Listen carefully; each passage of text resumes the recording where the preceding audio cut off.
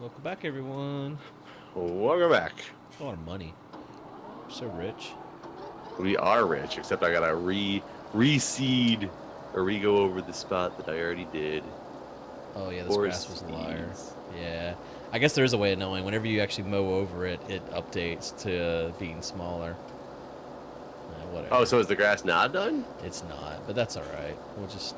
It's still. It grew some, you know what I mean? It's just not the high stage. It's That's weird how this game does that. This game is such a liar.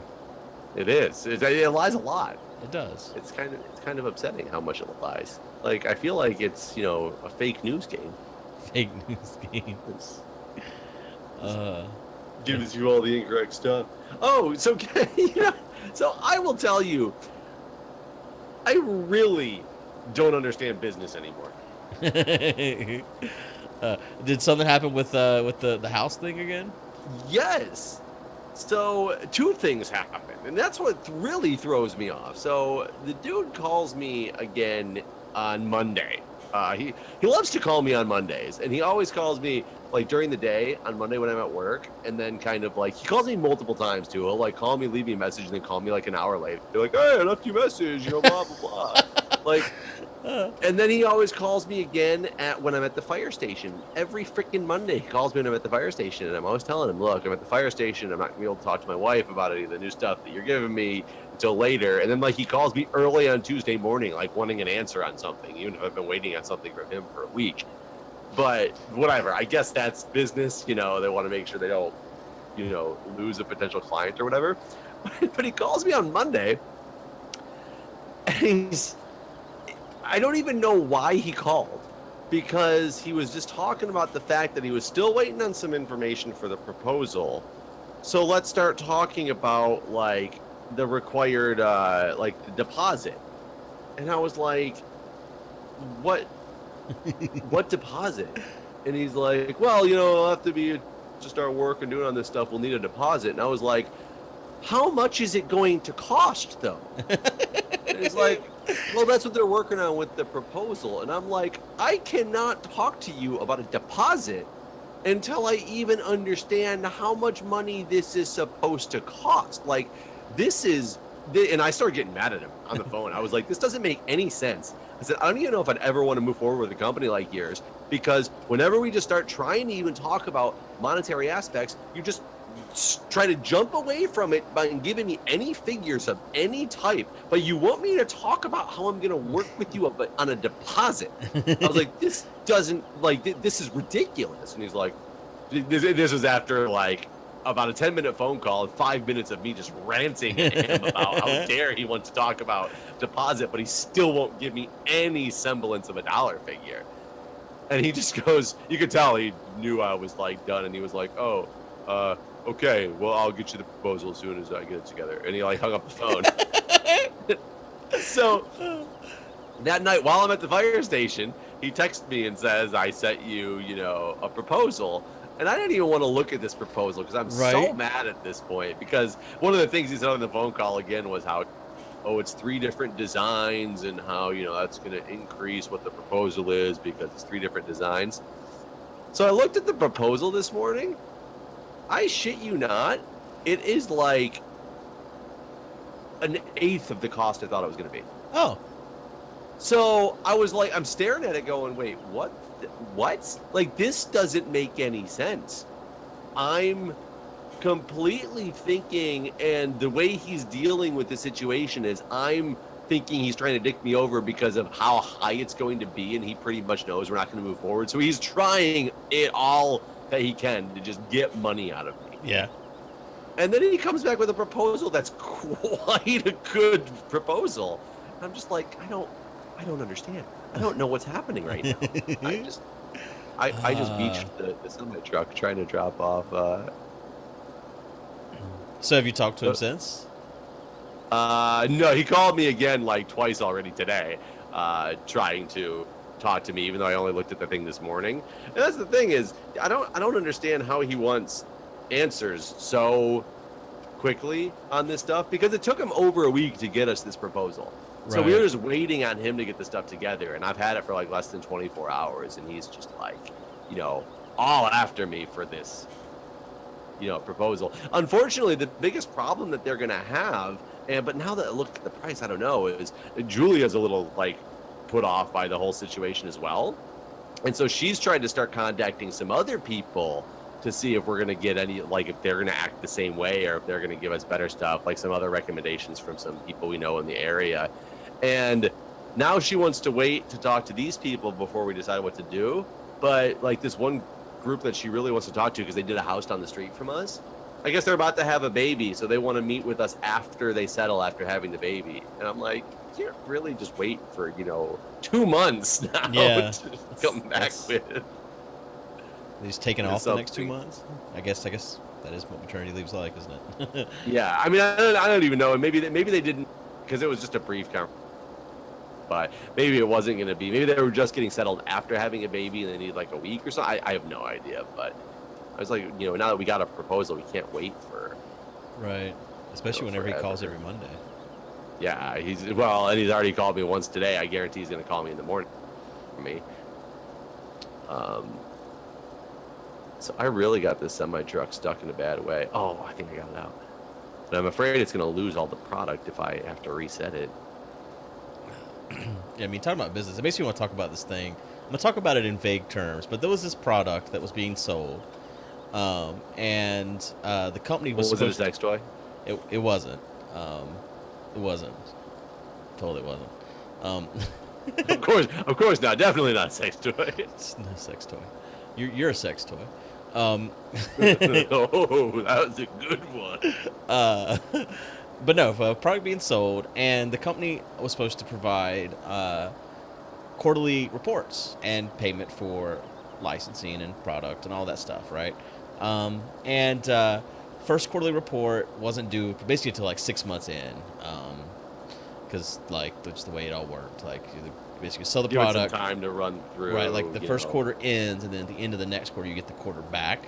So it's okay. I got you. So that time comes, and no quarterly report comes, and so I'm like, hey, what the fuck? Where's the quarterly report? And so another quarter happens, and so I'm like, hey, you're 2 behind now. What's the deal? And he was like, well, the woman that does all the things had some medical issues, and so we haven't. Because only one person works. Well, that's the thing, and I wish I could talk about it in exact terms, but I don't really want to throw anyone under the bus or ruin anything or whatever. But so I'm not gonna do that, because it would even make it more absurd, this situation, if you knew the exact company I'm talking about here. So another quarter. So anyways, 3 quarters in, and I'm asking for this quarterly report, and the response was, well, sales haven't been very good for the thing, so we really need to have a meeting about sales. And that's when I lost it, and I was like, motherfucker, how can we have a meeting about sales when I ain't never seen no data on sales? In fact, how can you tell me sales aren't good whenever you don't have a quarterly report of any quarter? And his response, at least to that, was somewhat reasonable. It was based on inventory still in, that there hadn't been a lot of sales, but it was still like... Wait. No, that is not a reasonable response, because that's saying that we still haven't done our work. The only reason we know that sales weren't good is because we have a lot of it, but we don't know how to track what we've sold. Right. We're that good of a company, we can't track what we already sold. Right. Yeah, it really got me upset, really bad. I think you probably know who I'm talking about. I do. I know exactly what you're talking about, actually. Yeah. It's just that's what that doesn't, those answers don't make any sense. It's like, well, and I get it, because I watch a lot of Shark Tank, and people go in there and get like decimated in Shark Tank because they don't have their numbers, and the sharks expect them to have all their numbers. But that's a whole other problem with Shark Tank. The sharks won't invest in anything unless they know it's a sure thing to make money, which is kind of like, that's not what the point of the show originally was. Right. It's like, hey, we're going to give you a little bit of money because we know we're going to be getting that shit back tenfold. Well, yeah. And it used to be like, hey, we're going to invest in you because we believe in you, and we're taking a risk that we're going to make some money off of this stuff. Whereas now it's kind of turned into a completely different right. show. Come show us your finished product that is already profitable, and We might we'll introduce give you you to some the people. money for the inventory that you're lacking on right now because it's a guaranteed odds. Right. Yeah, which is not how I think that show should be anymore. Like that show should basically end because that's not the concept of the show. I still watch it. I enjoy it, but it's from a different level than it used to be. I stopped basically because of what you're saying. Like that's I used to enjoy watching that show, but yeah, I've stopped. I feel like they've lost. I feel like they lost some people that I enjoyed watching too. I can't remember who right now, but I feel like there was people I enjoyed on that show and they're not there anymore. But maybe not. Where's the fertilizer? They keep. Oh, I just took that. There was something in the way of the harvester over here, so I just have to go steal that tractor. Hold on. I'm gonna go drop this off and bring it back. They actually just had. You might remember this one if you used to watch it. Do you remember the little kid that Damon invested in because the little kid who made his own bow ties? Yeah. They just did. I saw a news article on him. He's like a millionaire now because he just sold his company, or he just got a contract to make all the bow ties for all the NBA players for like events like that. So that's like a cool story from that, except for it was just that had a lot to do with the reason that kid got a deal with the fact that Damon liked him and saw himself in him from before, as opposed to like that this product was like the best product in the world. Like it's cool. Little kid was making bow ties. Like I'm not knocking him for what he did and how he made it, and he was successful. He made it. He's a genius and a millionaire, for doing what he did. But it wasn't like what the concept of Shark Tank was. Yeah. I don't know. Fertilizer's up here by the silo, by the way. Unless there's another one. There is two, actually, isn't there? No, there should only be one fertilizer. I think I bought a I second have the fertilizer tractor. How the hell did it get over there? Oh, I must have, I left it over there. I started driving the tractor over there, and then I stopped over there. The grass needs to be fertilized before I start baling, just so there's no bales in the way. Okay, I will go get that started on fertilizing. But yeah, it's just like... I so was expecting this astronomical number, and it so is not. So I don't understand, like, this marketing guy. The marketing guy is the one reason I'm put off by this company. Yeah, I remember you saying that. Which it doesn't make, and that's the guy you keep talking to, but he's the guy who's meant to make you want to partake. Whereas he's like the American Red Cross to me. And I'm somebody who donates blood whenever I can. But I don't like donating blood anymore because of how much I get pestered by the Red Cross. Huh. Oh, we can't hire any workers right now. And my monitor is going nuts. Oh my God. I just turned the brightness all the way down on my monitor because I guess I hit something and it pulled forward and it coincidentally lodged itself. Something under my monitor lodged itself up where the brightness button was. So I was like, when did this game get a brightness feature? Like, on it? And how do I turn it off? That's hilarious. Whoa! What? What? You all right? Good thing I tabbed over into this thing. I guess the corn guy filled up, and I didn't pay attention that he filled up but wasn't finished with the field. So I went and dumped him, and then I started plowing that field and moved him to the next field. Oh. And just realized I was starting to plow over a row of corn that was still just hanging out there. Interesting. But I saved it. There we go. Yeah, we talk about people that are like pestering. Oh boy, having a mistake here. So I donated. So like, there's the NC State has an animal hospital, and they're just specialty animal hospital. It's not like you can't just take your pet there to get them, like, I don't know, groomed or whatever. It's like, well, the like hospitals do the grooming. Well, okay. I think that's called a PetSmart. Yeah, not that's a true. pet hospital. PetSmart. Okay, you can't take them there to get their normal shots or whatever. Then, guess is a better example.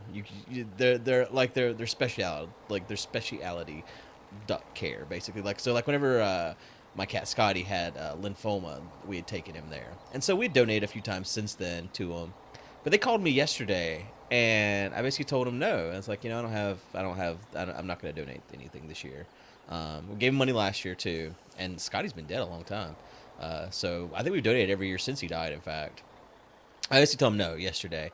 And this guy, like, he was not going to leave me alone. He's like, well, do you know anyone else that might want to donate in your place this year then, since we can't expect anything from you this year? And I was like, no, I don't. I'm not going to give you out, like, families' phone numbers. So I was like, and I finally just hung up. I was like, listen, man, I got to go. Talk to you later. He's like, you do realize that once you donate, this is like a timeshare. Right. Unless you get somebody else to take your place. You are locked in, sir. Like, basically, I've changed like who I'm donating to. Like, because we also used to donate to the a fire department. No, it's not even the fire department that services me. There's a fire department in Raleigh that I donated to for years, and a police force. And I've stopped donating to both of them because I donated basically the same amount I would donate to them to the community theater since my daughter started going there this year. So I gave them that money, and the fire people, they always call and they have like tickets to something, and so that's kind of cool. Like you don't just give them money. They like basically sell you something. Like it's always like a ticket to a concert. I've never actually gone. They give you the option to, like, give the ticket back, and then they can like give it to some family or something like that. It's always some country concert, so I never really gave a shit. But yeah, I told them no, and they were okay about it. They weren't like, so your house is gonna burn down. That's what we told you. I don't want to donate this year. Well, we'll just take you off of the watch list. For, right. Do you have to do that? Do you do cold calls to raise money for your fire department? I don't know. We don't do cold calls at my fire department. Like, it's kind of interesting. There's a big volunteer service in Montgomery County, Maryland, is where I'm part of. There's a couple of the fire stations, one in particular, that as a volunteer member, you're required every year to solicit, it's either $2,500 or $5,000 worth of donations. And they're in one of the very, very, very society areas, so they usually don't have too much of a problem with it. But as a volunteer requirement, they have to go on these fundraising trips, go through the neighborhood, knock on doors, ask for money, and they each have to raise a certain amount of money. And if they don't, what happens? I think they lose their membership there. They have to maintain them. They have to maintain the membership in some way, shape, or form. And like that's their requirement. Well, my requirement, but we definitely do fundraising, and we always have fundraisers. Like we connect with local businesses that certain nights of the week we'll get like 10% of the people that come in and say that they're with the fire department or whatnot. We do movie nights in the park in the summer where there's a donation tip jar and everything that we usually get a couple $100 donations from people who come in, and we do send out mailers and stuff and those actually bring in a decent amount of money from a lot of the elderly. I was about to say my grandma, like the mailers, yeah, every day she so complains. We do stuff like that, but it's more passive stuff, right? My department doesn't go do the active door-to-door solicitation. I've never had anyone come to my door. It's one of those weird things. Like we'll go to calls. You what? I've never had anyone come to my door. Is what I said. I was gonna say we'll go to calls and have people offering to give us money to donate to the department, and we're not allowed to take them on the call. Huh? Yeah. Why not? So it's just like, I guess because there's no accountability. Yeah, maybe. I don't even know if it's necessarily a policy that you can't, or if it's just one of those things that we're always told like not to do because of it could have this bad connotation. Because let's say somebody says, oh, I donated when those guys came over, but that station never got any money from it. It doesn't even mean that the people stole it. It could be a different unit that came, because if the unit for that normal county or that normal station is out, they'll send the next station over, and maybe they donate to somebody and they thought they were donating to one station, it's really going to somebody else. There could be a lot of confusion that's like right with that. So I could understand why you don't want to do that. Some of them do some really cool things. I wish my station was more forward in doing this, but they sell tickets to a big crab feast, a crab boil that they'll have, or a crawfish boil that they'll have, and it's like $60 or $80, but it's like all you can eat crawfish, and I think they serve beer and stuff at a lot of them, and that's something that the community can get really involved in. Yeah, come over, have a good time. My station doesn't do that, unfortunately, but that's what every church. That's how I think all the churches around here stay in business. They basically sell barbecue. all the time. Like mean, I feel like probably at least 3/4 of the year I could have barbecue any weekend. You mean like hot dogs and hamburgers on the grill? Oh, god damn it. No, no. That's barbecue, right? Yeah. Uh-huh. No, pork barbecue. I will tell you last night. So last night I was at the fire station. It was busy as hell at the fire station last night. A lot of fires? I don't know. No, it wasn't fires. It was like car accidents and a couple drunk people that we ran on, passed out unconscious at a party. And I'm not talking like young kids. I'm talking like adults who are just overindulged at parties. But we ran 8 calls yesterday on the engine, which is crazy for my station. But I'll tell you, we were running so many of them back to back. We went on like I think 4 before we made it back to the station one time. And this is so we get back to the station.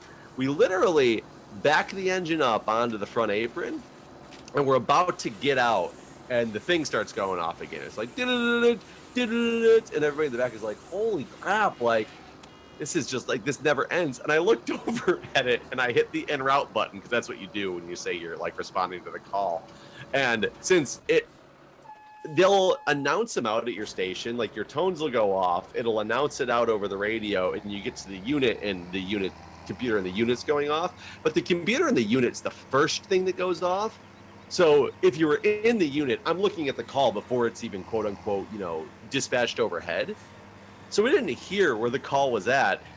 I stare at the thing and I go, okay, guys, we got to go to Connecticut and Pliers Mill. And I stopped for a second and I'm like, our station's at Connecticut and Pliers Mill. Like, everybody, we just start looking at each other, and we're Are we on staring fire? around in a circle. It was for a one down is what it was for, which is just and a lot of times a good Samaritan will call in somebody like sleeping on the sidewalk and think that there's homeless people sleep on the sidewalk, or even somebody will be sitting by a tree reading a book, and they'll be like, I think something's wrong with that guy, So those usually go out as a one down. It's really like an unknown of what's happening type of deal.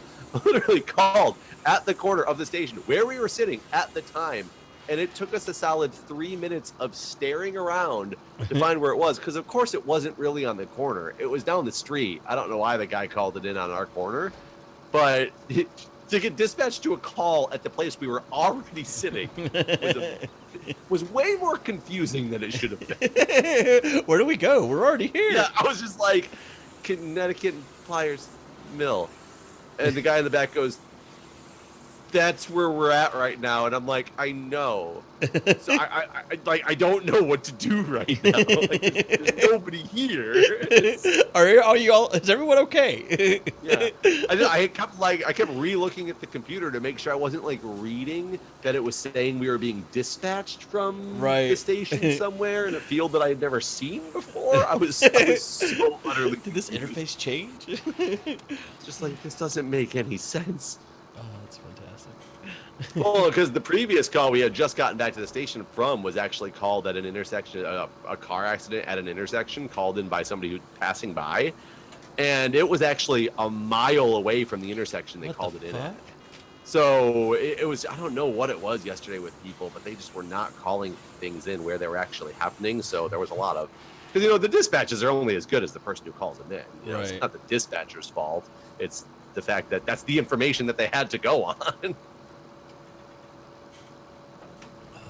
I was trying to get my apparatus all lined up here to be able to do this expediently, and I forgot that I still have to plant these fields down here.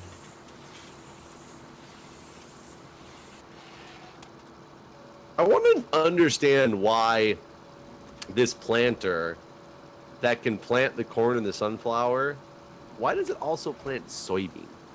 Yeah, it's weird, right? If it can plant soybean, why can it not plant wheat? Yeah. Why can it not plant canola? Well, I don't understand. Okay, so let's see. That guy's going. It's so weird seeing these machines that we actually own in the game in real life. The New Holland ones are real popular around here. Oh, really? Yeah, see them all the time. I have a Not much that better many understanding of the farm equipment since I've been playing this game.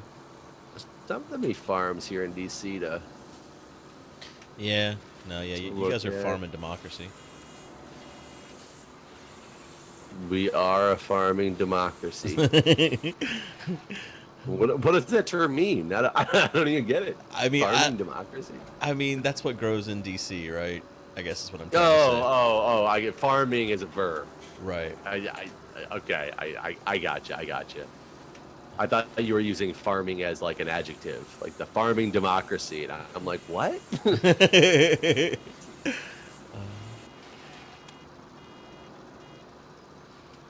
Let's see. Get this guy line. You already fertilized this upper field, right? Yeah. Yep. Oh, And where's I'm bailing over here. If you get everything else ready, I guess you can grab the bales. Where's the pickup truck? Yeah, there he is. We are so close to $1 million. So we should talk about this. I think we should Didn't. buy the $1 million windmill, even though it's not as exciting for video content. And then, But it's that passive income. right. Oh no! It's 1.2 million. Oh, is it? It's 1.2. Produces $1,000 an hour though. Yeah, I mean that's $24,000 a day. Obviously, since you know math, you didn't need me to tell you that. But I mean that's double what we're spending on upkeep. So we're basically that'd be a $12,000 profit a day, which isn't huge, considering we're spending $1.2 million. But it's better than a $12,000 loss a day that we Right. currently have.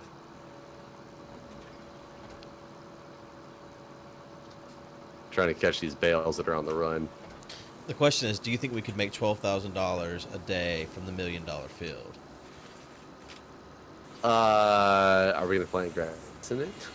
Well, no, we definitely would not plant grass. Like if we planted something like soybean, what do you think the yield on I mean, that field we'd is? obviously make $12,000 a day in it by farming in it. Right, but we'd have to play the game then. Yeah, you'd have to actively be working at it to make that. Whereas the whole joy of a placeable like the windmill is the fact that you could be theoretically AFK and making money. I mean, that's kind of why we got the sheep in the first place, though it's just not proving to be nearly as profitable as I think we thought. Yeah. How many sheep do we have these days? We could invest in more sheep. Eh. $1 million in sheep. I wonder how many pallets of wool are up there right now.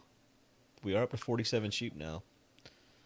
You sold all the wool last time we played, right? Yeah. And there hasn't been much off-camera time except what we did right beforehand was just waiting for the stuff to grow. So I wonder if there's only that 13% of one pallet, or if there's one pallet plus 13%. I would guess yes. I said that was an either or.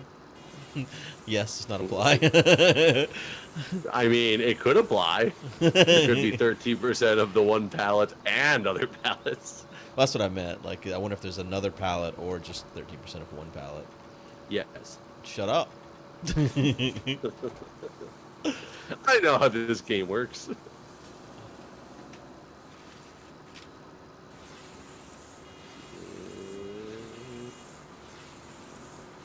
So I'll tell you, now that I've offloaded my game recording to a second PC, it's been life changing. It's the best thing I've ever done.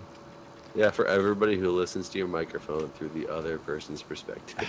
Yeah, well, I do plan on building a new PC, so I hope to fix that issue that you guys I'll tell you, for the most part, I don't hear it playing this game because the machinery is loud enough. Yeah. But when we're just talking and it's not in the middle of gameplay, it's much more noticeable.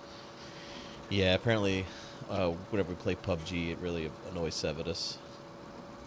I don't think PUBG would have enough A lot of times background noise. it's pretty quiet, because, I mean, that's a game all about being able to hear the other players and stuff. You want to be able to hear the footsteps and stuff, so you know. We should play that sometime. Have you bought it? No, I've not bought PUBG. just don't know how good I'd be. It's so funny because when I started getting really heavy into video games, and by heavy I mean when I finally found a game that I was playing, the first game I started playing a lot, like multiplayer online with other people, was Counter-Strike. Oh yeah. But it was Counter-Strike Source, the one before CS:GO. Right. And I was playing that a lot, and some of like the zombie mods. I used to have a lot of fun just playing with like other people with that and stuff. And I was relatively decent at FPSs, but I didn't ever go play like death matches or anything like that. Yeah. It was more just fun stuff, and then I tried to go play some death matches, and it was like I'm terrible at FPS. I do okay. I wanted to say pretty good, but I feel like that might be too generous. But I do okay at PUBG, and I don't think I don't know. I feel like that's one of those games where anyone can get some kills, but maybe I'm better than I think I am, but I don't think I am. I mean, maybe you're the best player that there's ever been, and they're selling yourself short. Anders is pretty fucking good. Like, I've watched Anders play the game, and it makes me disappointed in myself. Well, he's always been into the FPSs, though. Like, he was really big into CS:GO and stuff, right? Yeah. Just, I don't know, man. Watching him play after, like, I've played, and just how quickly he moves around on someone and shoots them directly in the head and kills them, whereas I'm like, it took me 4 shots to kill this person or whatever. It's just, I'm just really envious of his skill at that game. Well, yeah, I mean that's what he gets for using aimbot. Yeah. I'm just kidding. I don't think he uses aimbot. Yeah. I've never seen him play. I have no idea. I would get. I'm really surprised he's so terrible at UHC, considered his skill at other first-person games. I guess that really does attest to how bad combat in Minecraft actually is. True. And I guess a lot of it is getting to know the game that you're playing too. It's not necessarily about like being super good at FPSs. It's knowing the physics of the particular FPS you're playing and the movement of the other players, and Yeah. especially if you start knowing maps. That's one of the things with that is when you know maps and know every single hiding place there could be, you could be jumping around blind corners and getting headshots because you were 99% sure there would be a person there. Not I think because that's what's you so saw good. them and lined it up. Right. I think that's what's so good about PUBG is it's not that kind of game. It's not a CS:GO kind of game because you're in this giant. It's like UHC. You're in this giant world where there's a border closing in, just like in UHC. But it doesn't close in on 0-0. It's a random border, so you never know where the border is going to end up and stuff. So you can't just go to the middle and camp. Can you build stuff? No, there's no building. You can't mine it and craft it. You cannot mine or craft. It is breaking out of the mold of current games. The lack of mining and crafting make this non-Minecraft game less like Minecraft. It is very not. It is not Minecraft. So you used to play Terraria. I did. Or Terraria, however you would like say that, right? Yeah. And that was originally I always thought that was a two-dimensional Minecraft. Is what I kind of think it got really like popular because of the concept of. Yeah. But I've watched like YouTube videos of people playing that, and granted, entertaining. Do you feel that that's what it was, or do you feel it was completely different? Oh, whenever they were first showing it, the developers, I thought, wow, yeah, this is 2D Minecraft. After the game came out and they added all the bosses and all the items and all that, it's definitely not. It's its own game that maybe took some of the tropes from Minecraft, but no, it's not. It's not 2D Minecraft to me. Did it first come out with all the bosses, or did it first come out as? I think it only had like one boss when it first came out, but even then, it had all the wild items and stuff. After you played it a little bit, you could tell that this is a game that's not Minecraft. I thought at least. Yeah, just everything I've seen of it does. I mean, I get the Minecraft concept that you're doing some mining and then crafting stuff, but that was like the extent of how it was. Right. Like Minecraft. And I wondered if people, because I never really got into Terraria and thought it was entertaining, but it's more fun for me to watch other people progress in that game because there's different like routes you can go with different equipment, and I don't know. There's just some strategy I find really interesting about that game without ever having played it, and I was just like, this doesn't like look like Minecraft at all to me, which is what I thought this game was kind of supposed to be. No, I don't think. I think that they tried to distance themselves from it to some degree. Like they didn't want to be 2D Minecraft. But good it was gameplay. enough like it to get some hype Yeah. during the Minecraft hype. Right. Like, I feel like Cube World really dropped the ball. I think that guy could have made more money than he could ever Oh wipe my his god, ass I with. forgot. I forgot about Cube World. Yeah, that was like, you really in the way. The harvester is parked across the street, and it's in the way. Yeah, I feel like Cube World was the game that I, like, visually, I wanted that game to be a thing.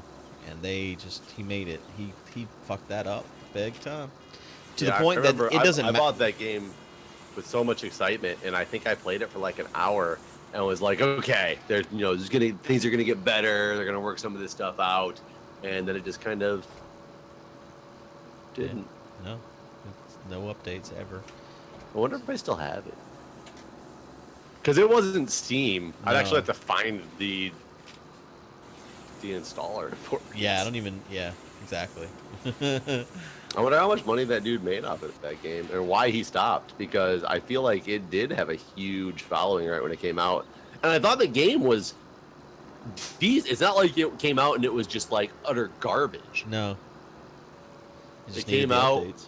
Yeah, it came out, just needed some updates because it had a good place that it could go to from there. The night cycle was ridiculous. I remember the first time I had to sit through a night cycle. It was like hours. I think it was a full hour, real life hour. And there was no way to speed it up. No.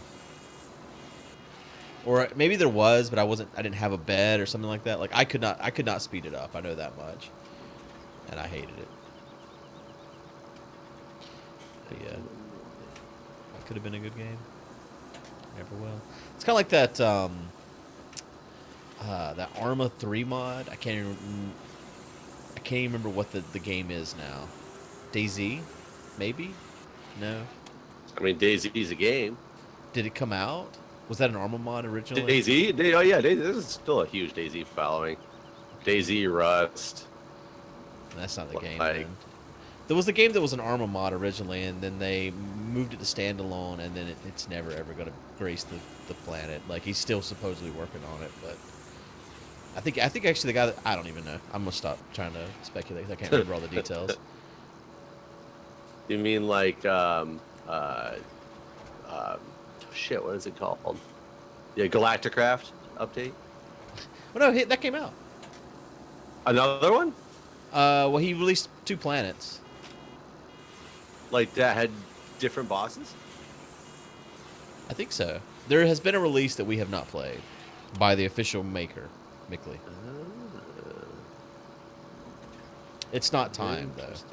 It's not time for our return. No. 2 planets wouldn't we could blow through 2 planets in like an afternoon. Yeah. Because, that's it. But I was sick of seeing Creeper Boss and Yeah. Creeper Boss.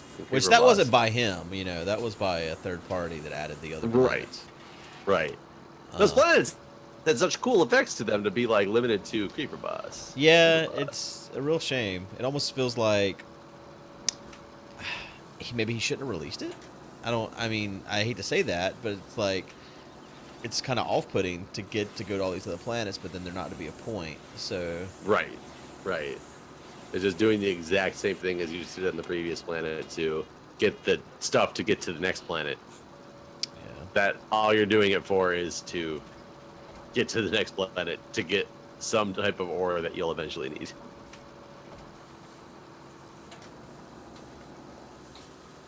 So I would agree.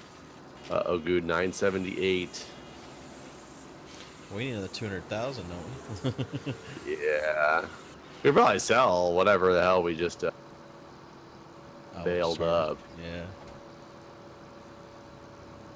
to get something. I don't know how much that would be because it was a lot of wheat, right? Yeah, probably won't be very much. Let's see what we have here. Yeah, we got 70,000 wheat in there. How much is it selling for right now? Pacific Grain at 700. That's not. That's It's about as not high. great. No, it's about as high as I see it ever. Though it doesn't go very high, unfortunately. We got 5,000 sunflowers. That's all we got off of an entire field was 5,000 sunflowers? You planted sunflowers down the farthest south, and then corn the next one, right?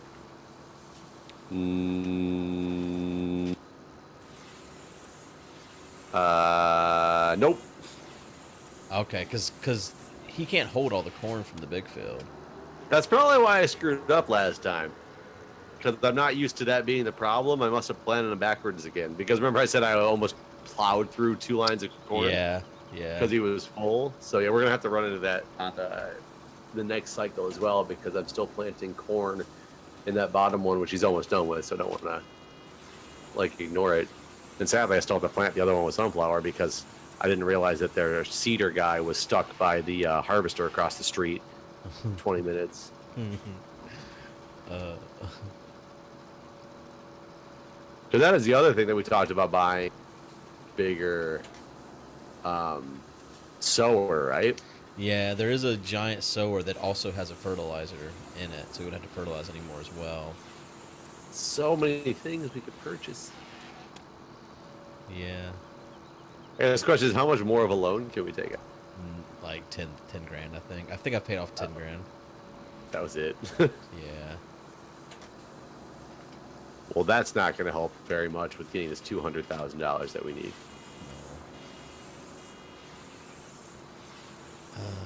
Well, I guess maybe when we come back to the next episode, we'll have shit 200,000. I doubt it. We will see. Yeah. Bye, everybody. See it.